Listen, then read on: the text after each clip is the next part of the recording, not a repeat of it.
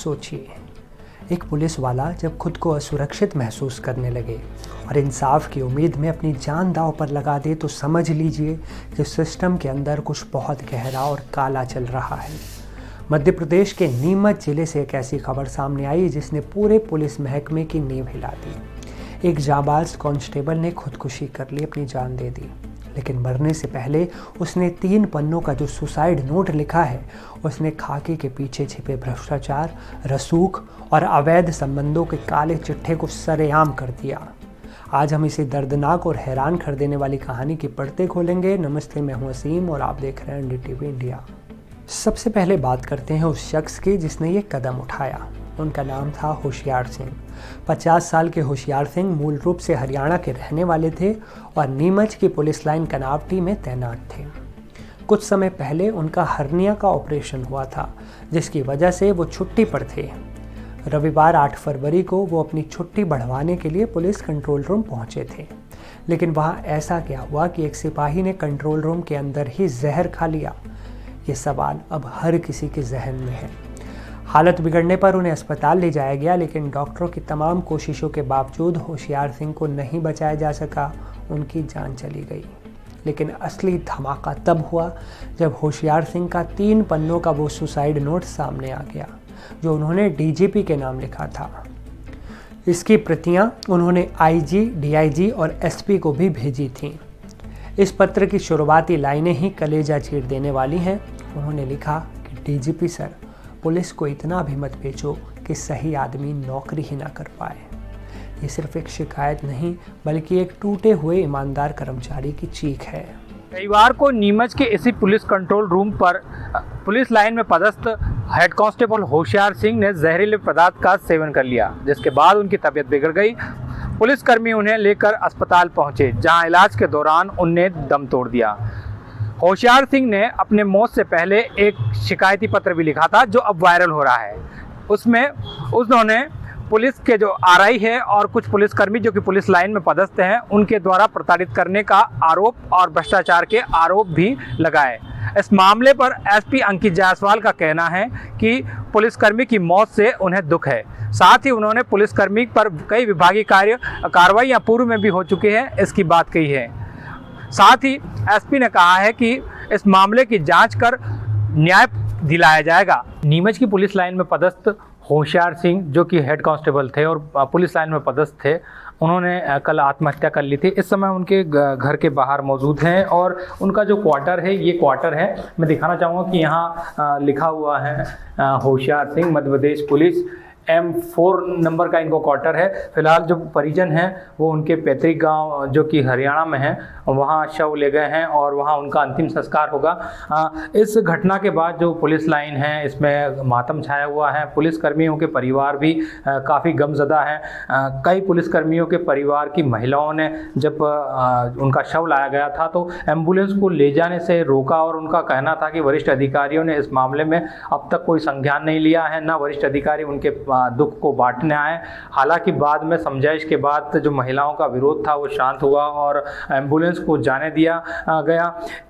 इस पूरे घटनाक्रम से कहीं ना कहीं पुलिस की छवि पर भी असर पड़ रहा है और पुलिस की कार्यप्रणाली पर भी कई सवाल खड़े हो रहे हैं। खासतौर से जो पुलिस लाइन में पुलिसकर्मी हैं वे काफ़ी तनाव में हैं। कई बार देखने में आया है कि पुलिसकर्मी तनाव के चलते ऐसे कदम उठाते रहे हैं और इसके लिए जो पुलिस विभाग भी है कई तरह के मेडिटेशन कोर्स भी करवाता है, लेकिन इन सब चीज़ों का कोई असर यहाँ नहीं देखने को मिला और होशियार सिंह ने प्रताड़ना और भ्रष्टाचार से तंग आकर आत्महत्या कर ली। होशियार सिंह ने अपने पत्र में सिलसिलेवार तरीके से भ्रष्टाचार के गंभीर आरोप लगाए। उन्होंने लिखा कि नीमच जिले में सब कुछ बिक रहा है, चाहे वो थाने की PCR ड्यूटी हो, लाइन का रोज नामचा हो या फिर जिम और खेल की सुविधाएं। हर जगह पैसों का खेल चल रहा है।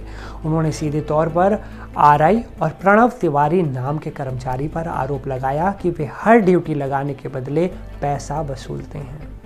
सबसे चौंकाने वाला खुलासा तो तब हुआ जब उन्होंने पत्र में लिखा कि जब उन्होंने इस भ्रष्टाचार का विरोध किया तो उन्हें जवाब मिला कि ये पैसा बड़े साहबों के शौक पूरे करने के लिए लिया जाता है।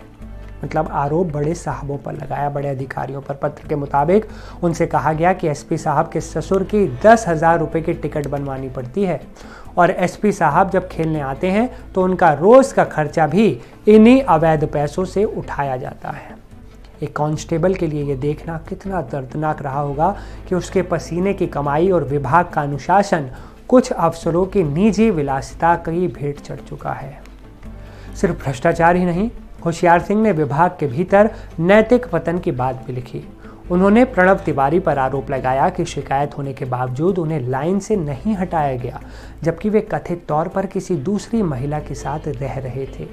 होशियार सिंह ने अपने पत्र के अंत में जो लिखा वो भारतीय पुलिस व्यवस्था पर एक बदनुमा दाग है जो शायद ही मिटे। उन्होंने लिखा कि अगर ऐसा ही है तो उन्हें आत्महत्या करने की अनुमति दी जाए। सोचिए, वो मांग रहे हैं मौत अपने लिए। आज होशियार सिंह हमारे बीच नहीं है। उनकी पत्नी और बेटी का रो रो कर बुरा हाल है। पुलिस के आला अधिकारी अब जांच की बात कर रहे हैं और बयान देने से बच रहे हैं, लेकिन सवाल वहीं खड़ा है कि आखिर एक कांस्टेबल को डीजीपी से सुसाइड की अनुमति क्यों मांगनी पड़ी। क्या रसूखदार अफसरों के सामने ईमानदारी की कोई कीमत नहीं बची है? क्या 50 साल की उम्र में अपनी जान देने वाले होशियार सिंह के आरोपों की निष्पक्ष जांच होगी, या फिर ये मामला भी फाइल के बोझ तले दब जाएगा? मेरे पापा सही सलामत थे, है ना।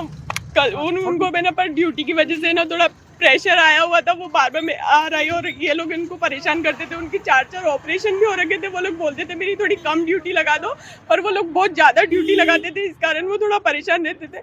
और कल उनकी छुट्टी खत्म हो रही थी तो वो छुट्टी बढ़वाने कंट्रोल रूम गए थे और हमारे घर से अच्छे खासे गए थे खाना वाना खा के। बाद में हमें इन्फॉर्मेशन मिली कि वो ना गवर्नमेंट हॉस्पिटल में एडमिट है। हमें लगा तबीयत थोड़ी ख़राब होगी इसलिए एडमिट किया। बाद में हमें पता चला कि उन्हें ना जहर ले लिया है।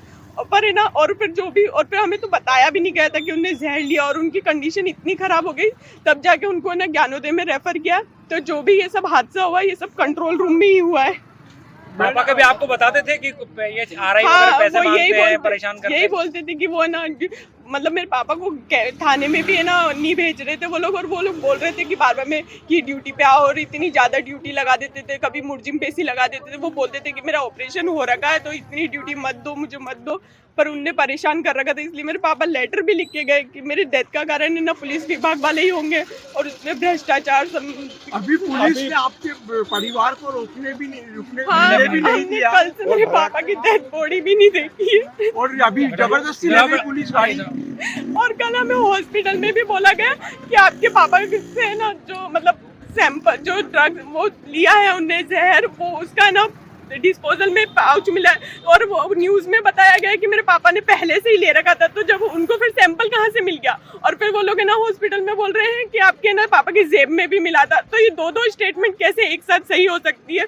अभी परिवार कितने घंटे ड्यूटी कराते थे, कितना परेशान करते थे, मतलब किस तरह की? हाँ वही मैंने पापा बोलते थे थोड़ी कम ड्यूटी लगा दो क्योंकि उनके ऑपरेशन हुए तो अभी उनकी फिजिकल स्ट्रेंथ इतनी नहीं थी। तो वो बोलते थे थोड़ी कम या फिर नाइट ड्यूटी लगा दो या फिर ऐसा कुछ, पर वो नहीं लगाते थे ना। कभी मुर्जिम पेशी दे देते थे। क्या नाम है उनके? RI और ये सभी करते थे, मुझे नाम तो नहीं पता, पर RI था स्पेशली। आज अंतिम संस्कार मतलब पोस्टमार्टम हुआ, उसके बाद भी जो है आपको दूर रखा गया, क्या मानते हैं, क्या इजीली रखा गया? पोस्टमार्टम क्या, हमें कल से मिलने भी नहीं दिया। हम कल से हॉस्पिटल से घर पे उनका वेट कर रहे हैं। तो हमें पर है ना लेके आ गए ये लोग कि चलो चलो नहीं मिलना, अभी तक मिलने भी नहीं दिया। अभी भी शव लेकर सीधे वाहन एकदम तेजी से निकल हाँ वही, हमें नहीं मिलने दिया। अभी हम कॉलोनी में जा रहे थे मिलने, पर तब भी ये लोग वापिस से लेके आ गए उनको। क्या चाहते पुलिस की कार्रवाई? तो हम ये चाहते कि जो भी हो इस केस की कार्रवाई हो। और क्योंकि हमें शक है कि ना जो भी हुआ है कंट्रोल रूम में ही हुआ है, क्योंकि मेरे पापा इतने कमजोर नहीं थे, बिल्कुल भी नहीं थे। वो लड़ने वालों में से थे, ऐसे हार मारने वालों में से नहीं थे, क्योंकि वो अच्छे से गए थे। तो जो भी कार्रवाई हुई है या जो भी हुआ है सब है ना कंट्रोल रूम में ही हुआ है। तो हम चाहते हैं कि कंट्रोल रूम के CCTV कैमरा और ये सब चेक करके ना पता लगाया जाए कि क्या हुआ। के बाद भी प्रताड़ना जारी है या क्रूर व्यवहार जारी है, क्या कहा जाए? हाँ वही, हमारे पास कोई नहीं आया कल से पूछने के लिए भी कि क्या हुआ क्या नहीं हुआ। वो अभी तक कोई आया भी नहीं, और ना ही हमारे पापा की बॉडी आई थी जो हमें मिलने भी नहीं दिया, उनसे भी नहीं मिलने दिया, और ना ही कोई हमसे मिलने आया कि क्या हुआ क्या नहीं हुआ। यही सब हुआ। मेरा नाम अर्पिता यादव है। RI और लेन वाले दुखी करते थे और कंट्रोल रूम पे फोन आए, वहाँ जहर खाया बताया। हमको क्या पता किसने खिलाया किसने नहीं खिलाया, हम अस्पताल गए, हमारे एक भाभी घर पे आई थी, बोले भैया की तबीयत खराब है, लेके आ जाओ। हम गए, वहाँ बेहोशी में पड़े थे। हमको क्या पता हमारे पति को किसने खिलाया किसने नहीं खिलाया। हमको इंसाफ चाहिए। और आरआई और ड्यूटी वाले परेशान करते थे, लेन वाले दबाव डाल रखा था। हमारे पति 10 बजे खाना खा के 1:30 बजे घर से निकले थे। किस तरह की प्रताड़ना दे रहे थे, क्या करते किस तरह से परेशान करते थे? बोले ड्यूटी करो, कैंट थाना में जाओ, ड्यूटी करो, कैंट थाने जाओ। हम इसलिए परेशान करते थे। ड्यूटी कितनी ज्यादा टाइम कराते थे? हाँ, पैसे वैसे की मांग करते थे? पैसे जिसने पैसे दिए उनकी ड्यूटी नहीं लगाते, जिस पैसे नहीं देते उनकी गश्त लगाते थे, सुबह शाम गश्त लगाते। सोसाइटी नोट भी लिखा था, वो कहाँ है? वो सोसाइटी नोट हमारे पास है और नहीं हम देवेंगे। और मोबाइल नहीं मिला उनकी जेब से, हमने कहाँ पता रफा दफा करा, क्या पता उनने कहाँ जेब में पाउडर डाल दिया, बोले घर से खा के गए। हमारे घर से सही सलामत गए थे। हमको इंसाफ चाहिए। आज भी जो है आपको यहाँ से जल्दी रवाना किया, क्या चाहते हैं आप? हाँ, दबा रहे मामला क्या हम मामला दबा रहे, नहीं एसपी आया ना आरआई आए हमारे पास, कोई नहीं आया हमारे पास, ना सुबह आए ना शाम आए। मेरे को इंसाफ चाहिए और सब ये दबा रहे सब।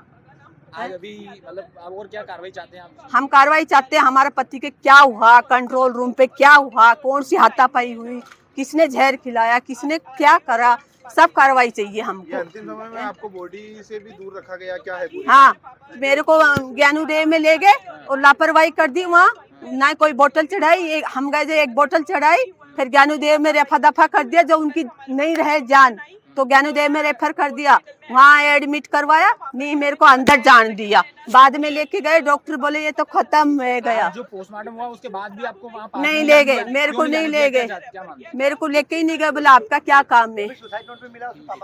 हाँ, हमारे पास छोड़ के गए लिख के। मैडम ये बताया जा रहा है कि उन्होंने थाने पर या वहाँ पे जहर खाया कंट्रोल रूम पे, उसको लेकर क्या कहेंगे आप? इस पे जांच की जाएगी, अग्रिम जांच करके ही बता पाएंगे हम। सुसाइड नोट वगैरह की बात भी सामने आई है। हाँ, वो उसके सुसाइड नोट पे, अगर सुसाइड नोट इस पे जांच की जाएगी, अग्रिम जांच करके ही बता पाएंगे हम।